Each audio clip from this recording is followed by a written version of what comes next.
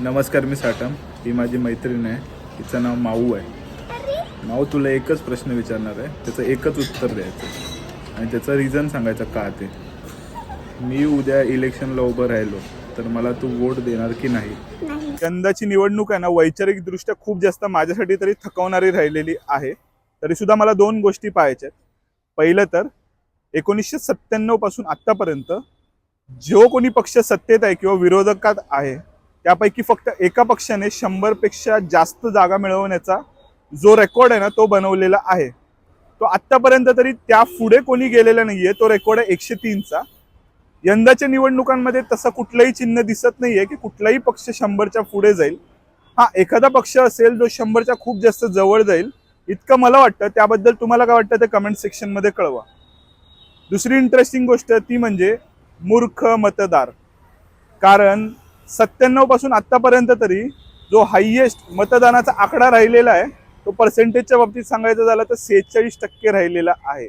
माझ्या ह्या उभ्या जिंदगीमध्ये तरी मी कधी 100% मतदान पाहिन का मला माहिती नाही, पण निदान यंदा तरी 50%च्या वर मतदान जावं हीच ईश्वराकडे प्रार्थना करेन, जेणेकरून तो जो प्रॅक्टिकल पॉलिटिकल इम्बॅलन्स क्रिएट होतो ना तो होणार नाही आणि परफेक्ट लोक निवडून जातील सभागृहामध्ये.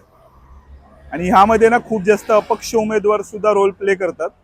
11 लोक एका वॉर्डातून ज्या वेळेला उभे राहतात ना त्यावेळेला तो मार्जिन कमी होतो आणि त्याचबरोबर जो जिंकणारा उमेदवार असतो ना तो फक्त 19 किंवा 20% मिळवून जिंकतो. जिथे पास व्हायला सुद्धा साध्या परीक्षेमध्ये 35% लागतात. आम्हाला तर कुठल्या परीक्षांमध्ये 90% मिळवले तरी आम्ही पास होत नाही. अशा वेळेला फक्त 19 किंवा 20%वर एखादा व्यक्ती नगरसेवक होतो आणि त्यानंतर सभागृहामध्ये जातो. ही खूप जास्त विदारक गोष्ट आहे. त्याचबरोबर अजून एक इंटरेस्टिंग गोष्ट ती म्हणजे या स्थानिक स्वराज्य संस्थेच्या निवडणूक आहेत त्या बाबतीत बऱ्याच लोकांना बऱ्याच गोष्टी कळत नाहीत की या नक्की निवडणुका कुठल्या आहेत ते. तुमचा गटर आणि मीटरचा जो प्रॉब्लेम आहे ना तो डिस्कस करणारा जो व्यक्ती असतो किंवा त्याचा प्रॉब्लेम सॉल्व्ह करणारा जो व्यक्ती असतो तो असतो नगरसेवक आणि त्याला आपल्याला निवडून द्यायचं आहे. बाकीच्या गोष्टी ज्या राष्ट्रीय पातळीवरच्या आहेत आणि राज्य पातळीवरच्या आहेत तो तिथपर्यंत पोहोचवू शकतो, पण तो प्रॉब्लेम तो सॉल्व्ह करू शकेल का मला माहिती नाही. बाकी तुम्ही सुजाण आहातच. मूर्ख मतदारांना परत एकदा सांगणार आहे, मतदान करायला बिलकुल विसरू नका. आकडा वाढवायचा आहे, 46च्या पुढे जायचं आहे आणि निदान नवीन एक बेंचमार्क सेट करू. बाकी एखादा पक्ष 100च्या पुढे जातो का एकंदरीत नगरसेवकांच्या बाबतीत ते पाहायला खूप जास्त उत्सुक आहे मी. ते पाहू होतं का 16 तारखेला. तोपर्यंत स्टोरी टू बी कंटिन्यूड. सर्वांना शुभेच्छा आणि हर हर महादेव.